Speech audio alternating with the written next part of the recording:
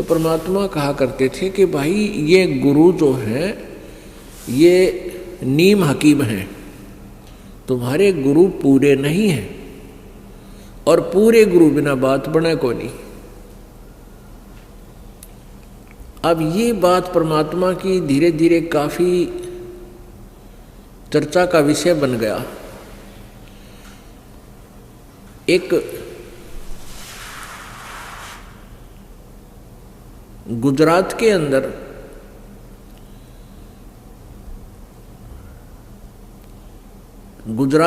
एक भरूच शहर है, भरूच डिस्ट्रिक्ट, और भरूच डिस्ट्रिक्ट से 12 किलोमीटर लगभग एक मंगलेश्वर गांव है, और वहाँ पर ये नर्मदा नदी एक टापू बना देती है। जमीन का एक 800-900 एकड़ का जो क्षेत्र है उसके चारों तरफ से यानी दोनों तरफ से जाके आगे मिल जाती है, उसको अपने घेरे में डाल रखा है, उसको टापू बोलते हैं। तो उसके अंदर 30-40 घरों का गांव था। पहले छोटे छोटे झोपड़ियाँ हुआ करती थी और जल का आसरा लेकर ही वो वहाँ रहा करते थे। तो उसके अंदर उस टापू में अर्थात 800-900 एकड़ जो जगह थी वहाँ पर 30-40 घरों का एक गांव था, और उसमें जीवा दत्ता नाम के 2 ब्राह्मण भाई रहा करते थे, और भी ब्राह्मण परिवार थे उसमें। अब वो जीवा और तत्वा, उसको दत्ता भी बोल देते हैं, तय को दय भी बोल देते हैं। तो हम संत लैंग्वेज में जीवा और दत्ता बोलते हैं। वो बहुत परमात्मा के चाहने वाले थे। परमात्मा की चाह के अंदर वो इतने मगन थे कि जगह जगह जाते थे, संतों के सत्संग सुना करते थे। अब जहां भी वो जाते थे तो ये बताया जाता था कि गुरु बिन मोक्ष नहीं हो सकता, और फिर ये भी कहते थे कि पूरा गुरु हो, क्योंकि परमेश्वर कबीर जी से भयभीत होकर के वो सभी संत मंडलेश्वर ब्राह्मण ऋषि ये शब्द भी कहने लग गए थे कि अभी गुरु पूरा हो, पूरे बिना बात बने को नहीं। और अपने आप को फिर पूरा सिद्ध करने के लिए बहुत से उदाहरण दिया करते थे। तो जीवा दत्ता जी दोनों भाई परमात्मा की प्राप्ति के लिए मोक्ष कराने के उद्देश्य से संतों के पास जाते, उनके विचार सुनते और सभी ये शब्द बोलते, यही वचन कहते कि गुरु बिन मोक्ष नहीं, और गुरु पूरा हो। तब उन दोनों भाइयों ने सोचा भी जहाँ भी जाते हैं, जिस भी ऋषि महर्षि के, संत के, मंडलेश्वर के, गुरु के, ब्राह्मण के वचन सुनते हैं, हमने तो वो सारे अच्छे लगे हैं। यानी प्रत्येक संत ज्ञान देता है, भगवान की चर्चा करता है, हमें तो सभी अच्छे लगते हैं। लेकिन ये पहचान हम कैसे करें कि इनमें पूरा कौन सा है? सभी अपने आप को पूरा बताते हैं, इनकी वे ऑफ वर्शिप भिन्न भिन्न है, इनके ज्ञान में भी अंतर है। तो ये कैसे निर्णय करें कि गुरु पूरा है? तो उन्होंने सोचा भी देखो, मनुष्य जीवन में बार बार मिला को नहीं, क्योंकि ज्ञान जो सत्संग सुनाया जाता है, जो जहाँ भी कोई सुनाता है, तो यही कहते हैं भी मानुष जन्म बार बार प्राप्त नहीं होता। 84 लाख योनियों के अंदर धक्के खाकर दुख उठा करके एक बार मानव शरीर प्राप्त होता है, और मानव शरीर प्राप्त करके परमात्मा की भक्ति नहीं की तो जीवन व्यर्थ हो जाता है। तो पुण्यात्मा जो होती है उनकी ये छोटी सी बात ही बहुत ज़्यादा चुभ जाती है, वो भयभीत हो जाते हैं, हे भगवान क्या होगा यदि अब के मोक्ष नहीं हुआ तो ना जाने कितनी बार कुत्ते गधे सुअर की योनियां प्राप्त करनी पड़ेंगी। इस दृष्टिकोण से इस मानव जीवन को सफल करने के उद्देश्य से जीवा और दत्ता ने अपने आप सोचा कि हे भगवान, हमें पूरा गुरु मिलाओ। हम पूरे गुरु को समझ नहीं पा रहे हैं, कैसे पहचान करें। तो उन्होंने आप पर एक डिसीजन ले लिया, एक वट वृक्ष की यानी बड़ की एक सूखी लकड़ी वह नीचे पड़ी थी टूटी हुई काफी दिनों से, उसको उठा के अपने आंगन में जैसे पौधा लगाया करे, जो बना के गड्ढा खोद के और उसमें लगा दी, वह गाड़ दी वो सूखा खूंड। और फिर उन्होंने के विचार किया कि इस सूखे खूंड में, इस सूखी डारी में, टहनी में हम मंडलेश्वर संतों के चरण धो के और चरणामृत डालेंगे। यदि चरणामृत डालने से यह सूखी टहनी हरी होगी, हम उसको पूरा गुरु मान लेंगे। वैसे पुण्यात्माओं, ये कोई तरीका नहीं था पूरे गुरु की पहचान का, पर वो भोले वाले थे, श्रद्धा गणी थी भगवान में, और पूर्ण परमात्मा और पूरे गुरु के लिए वो तड़फ रहे थे। तो परमात्मा अपनी ऐसी आत्माओं के लिए कोई ना कोई तरीका बनाता है। उन्होंने क्या किया, किसी भी मंडलेश्वर के पास जाते और उनसे उपदेश की प्रार्थना करते, उनके चरण धो के और अपने पात्र में डाल लाते।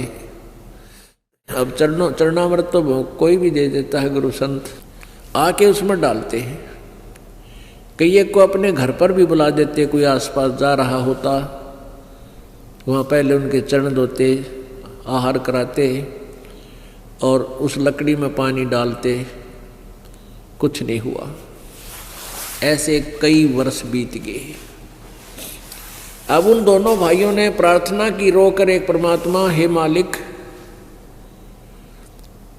पूरा गुरु कोई है नहीं, क्योंकि हमारी टहनी हरी हुई नहीं इनके चरणामृत से, और पूरे गुरु के बिना ये मानुष जीवन व्यर्थ हो जाएगा। ये परमेश्वर, या तो पूरा गुरु मिले और नहीं तो हम अपने दास के इस शरीरों को, हम दोनों भाइयों के शरीर को, मनुष्य जीवन को खत्म कर दो, इसको खत्म कर दो परमात्मा, और उस समय शेष जन्म देना हमारा ये मनुष्य जीवन का, जिस समय पृथ्वी पर कोई पूर्ण संत आया हुआ हो। वर्तमान में पृथ्वी पर कोई भी पूर्ण संत नहीं है। इतना कह करके घंटों रोए, घंटों रोए। अब पुण्यात्माओं, जब आपको तड़प होगी भगवान के पाने की, फिर आप जी का यही हाल होगा। परमात्मा पाने के लिए राजाओं ने राज त्याग दिया और शरीर का कोई ध्यान नहीं दिया, कठिन से कठिन तप किए। तो उसी सतिथि, ये सतिथि उन्हीं पुण्यात्माओं की होती है जो पुनर्जन्म से भी भक्ति करते हुए आ रहे हैं।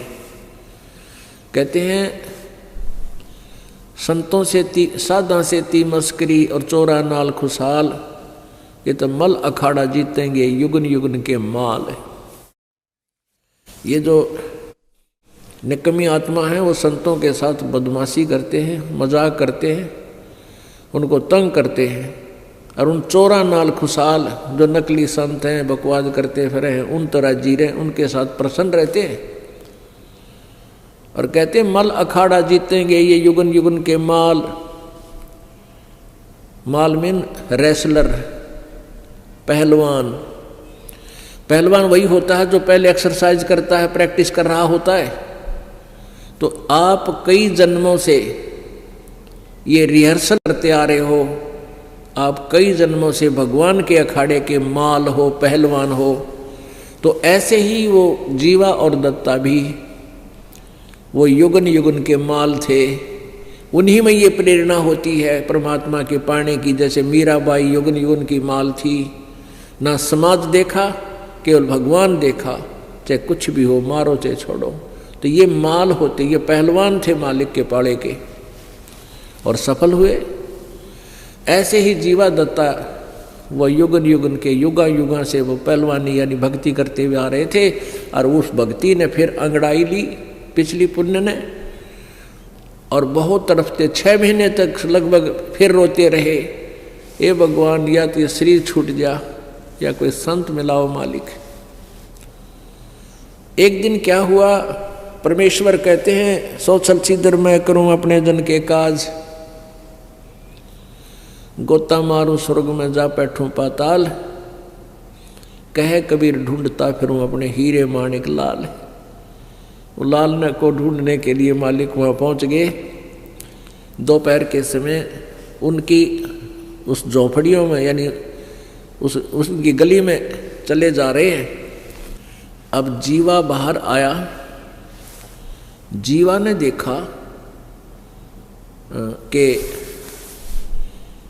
एक संत आ रहा है। उसने अपने भाई से जाकर कहा कि भाई एक संत आ रहा है, आपकी आज्ञा हो तो उसे बुला लाऊं। अब दत्ता ने कहा कि भाई आपने देख लिया, मंडलेश्वरों को भी देख लिया हमने, इनके पास कुछ नहीं है, और क्यों जख्म नया करे और कई दिन रोना पड़ेगा, कुछ ना पावे इनके पास। अब वो क्या देखा कि वो परमात्मा उनके गली के उनके घर के आगे से आगे को चले गए, जैसे किसी का घर पूछ रहे हों, ढूंढ रहे हों। तो दत्ता बार बार जीवा के कहने से दत्ता बाहर गया। जीवा बड़ा भाई था दत्ता का। दत्ता ने बार बार कहा, जीवा आपकी आज्ञा हो तो मेरा ऐसा दिल करे है इस संत ने बुला लाऊं मैं। अब जीवा ने कहा, भाई कोई बात नहीं, अब तेरी इच्छा है तो ले आ, मैं क्यों मना करूं तुझे, देख ले। वो वापस गए तो परमात्मा फिर वापस आ रहे हैं उनके घर की तरफ, वापस जैसे घर गांव से बाहर जाने वाले हों। तो दत्ता ने जाके चरण पकड़ दिए और कहा, परवरदिगार ये दास की झोपड़ी है, एक बार दर्शन दो, पवित्र करो दास की कुटिया को। परमात्मा बोले, चल भाई। आगे अंदर जैसा भी घर पर व्यवस्था थी, कोई बैठना मुड्डा दे दिया, कोई छोटा सा स्टूल। और जीवा ने कहा, दत्ता जा कोई तसला ला उठा के, थाली ला, थाली प्रांत ला, चरण धोएंगे। महाराज आए, भगवान आए, यानी संत आए हैं। संत तो परमात्मा का रूप होता है, उनका ट्रेनिंग थी वह डेली की। चरण धोए पानी से, और जीवा ने कहा, दत्ता संतों के चरणामृत को कहीं ऐसे वैसे नहीं डालना चाहिए, वहाँ पौधे में डाल दिए, उसमें पौधे में। अच्छा जी। अब दत्ता ने जाकर वो ज्यों ही पानी डाला उस तसले से, प्रांत से, जैसा जिसमें पात्र में डाल रखा था, और पानी डालते डालते ही कोपल फूट आई उस बट वृक्ष की टहनी के। बोलो सतगुरुदेव की जय।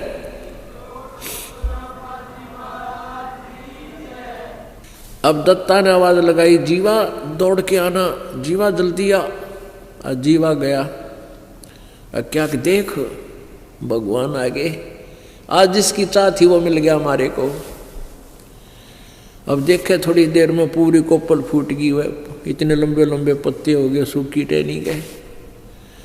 अब दोनों ने एक एक पैर पकड़ लिया, एक एक पैर पकड़ लिया, रोवा बुरी तरह, मुंह की तरफ देखे, भगवान आप कहाँ छुपे थे, हे परमात्मा आप कहाँ छुपे थे, हमने तो सोच लिया था कि ये जीवन बर्बाद होगा, और यही प्रार्थना करते थे, भगवान या तो इस जीवन हमारा अंत कर दे, इस मनुष्य जीवन का, फिर दे देना जीवन, फिर जन्म देना मालिक जब कभी परम संत यहाँ आए हों। हमने सोच लिया था इस पृथ्वी पर कोई संत नहीं रहा। परमात्मा ने कहा कबीर जी ने कि भाई बच्चा, अगर पृथ्वी पर संत ना होगा, इसमें आग लग जाएगी, यहाँ रह नहीं सकता प्राणी। ये तो संत यहाँ मैं रखता हूँ एक आध अपना भक्त, प्यारी आत्मा, या स्वयं आता हूँ, जिससे पृथ्वी पर बैलेंस बना रहता है। और बेटा जब पृथ्वी पर संत नहीं होगा तो इसमें आग लग जाएगी, पूरी पृथ्वी कट कर मर जा, आपस में इतना बुरा हाल हो जाएगा। तब उन्होंने कहा कि हे परमात्मा, हमने तो आपकी बहुत इंतज़ार करी, आप नहीं आते तो हम 6 महीने और ज़्यादा जीवित रहते, क्योंकि सूख का कांटा हो गए थे और उनका जो है बुरा हाल था। अब दोनों ने उपदेश लिया, अब उपदेश लिया, ज्ञान सुना, सबसे न्यारा ज्ञान और सबसे न्यारा भगवान। उस ज्ञान से परमात्मा आते रहे, उनको ज्ञान सुनाते रहे, आते रहे, ज्ञान सुनाते रहे। कुछ दिनों में वो ज्ञान से परिपक्व हो गए। वो उस ज्ञान को फिर सुनाने लगे अपने ब्राह्मण वर्ग में। अब ब्राह्मण वर्ग तो राम और कृष्ण तो परमानने को नहीं, शिव जी तो ज़्यादा किसी की सुने नहीं, भैरव भूत की भी पूजा करवावे। अब उन्होंने पूछा भी तुमने गुरु कौन बना लिया, ऐसा नास्तिक जो ब्रह्मा विष्णु महेश से भी अलग कोई भगवान बताता है। तो उन्होंने बताया कि बनारस में, काशी में हमारे यानी परमात्मा ही आए हुए हैं, वो पूर्ण ब्रह्म है, पूर्ण परमात्मा है कबीर जी। परमात्मा आएंगे तुम्हें मिलवाएंगे। तो परमेश्वर फिर आगे अपने भक्तों को संभालने के लिए जीवा दत्ता ने गांव वालों से कहा कि आ जाओ, आज भगवान आए हैं। अब ज्ञान तो सुना नहीं, शुरू से ही पूछने लगे तू कौन है, तेरी जाति क्या है। वो ब्राह्मण लोग बोले तूने हमारे भाइयों को, हमारे धर्म के लोगों को मिसगाइड कर दिया है, तू मुसलमान है या क्या है। परमात्मा ने कहा जात ना पूछो संत की, पूछ लीजिए ज्ञाने, मोल करो तलवार का, पड़ी रहने दो म्याने। लेकिन नहीं माने। परमात्मा ने कहा भी मैं जुलाहा हूँ और कबीर मेरा नाम है और काशी में रहता हूँ। वैसे मेरा मूल ठिकाना सतलोक है। अब सतलोक उन सुना नहीं कदे, वो सतलोक न समझे के कहने लगे अच्छा धानक है, तू धानक है? कहाँ पक्का धानक हूँ भाई, सारी सृष्टि की रचना बनाने वाला भी मैं ही धानक हूँ और कपड़े बुनने वाला यहाँ पर भी मैं धानक हूँ। सब उठकर चले गए।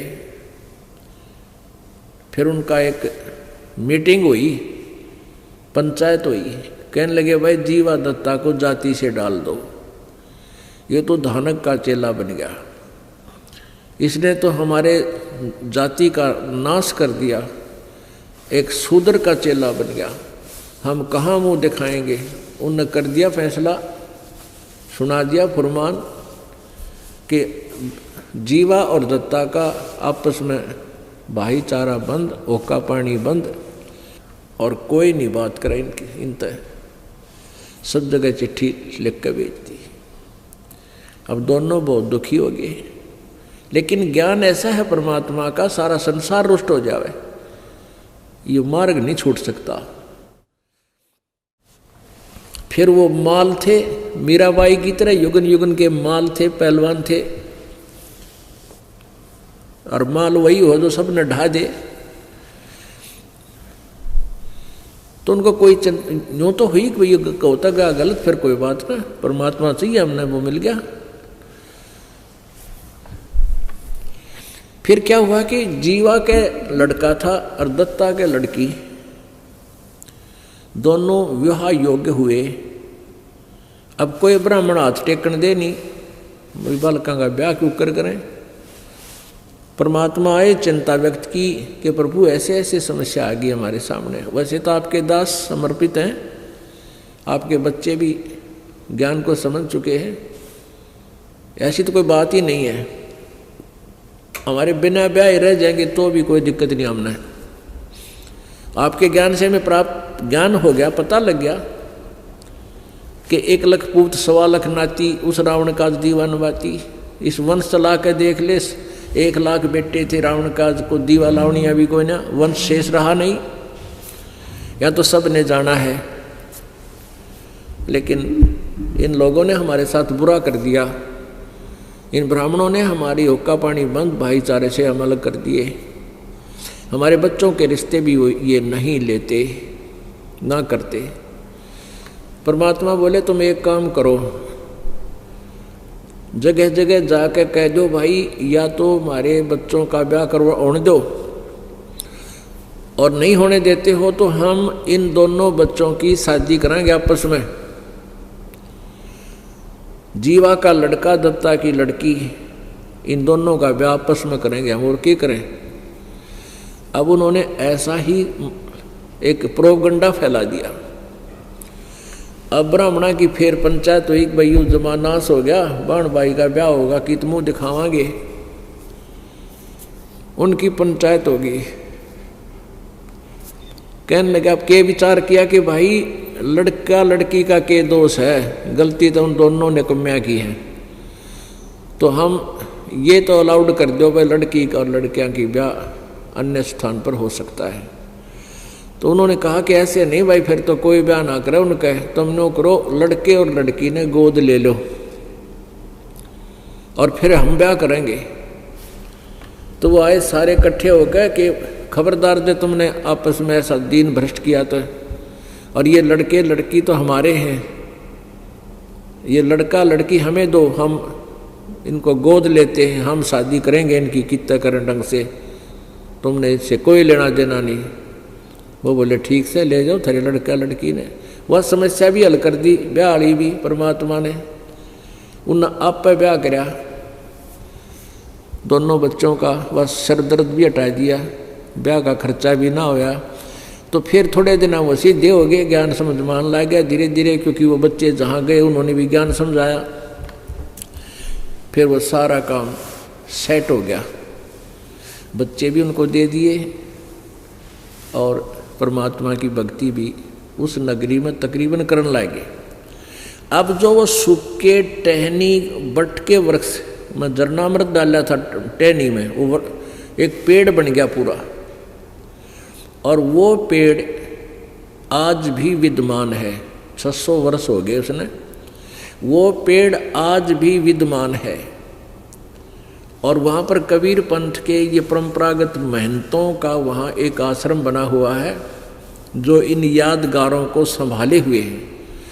उसको हम देख कर आए थे, स्वयं आँखों देख कर आए हैं, एक बार गए थे हम देखने के लिए। उसमें मंगलेश्वर गांव से एक नौका में बैठकर जाना पड़ता है, सामने एक बीच में दरिया है, उसको पार करके सामने वो स्थान है टापू सा।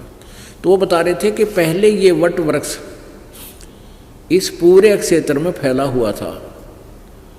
यानी बड़ की एक ऐसी व्यवस्था होती है, एक बड़ ने आगे बढ़ने की जगह मिल जाओ, वो ऊपर से इसकी दाढ़ी सी आती है नीचे जड़ें, और ज़मीन में घुस जाती हैं, और कुछ ही देर में वो पूरा पिलर सा बन जाता है, सपोर्ट देती है और आहार खुराक देती है।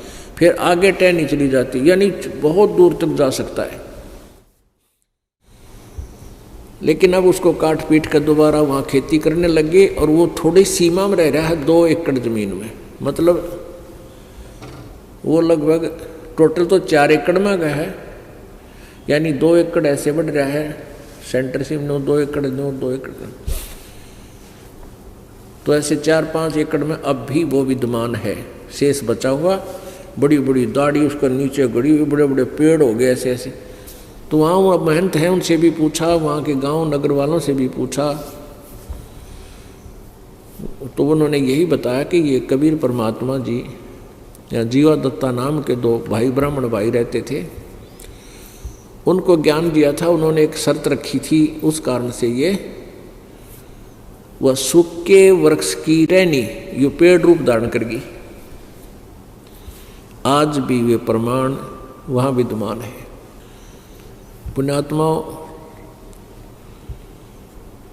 परमात्मा हमें यही बताते हैं कि पूरा तो गुरु हो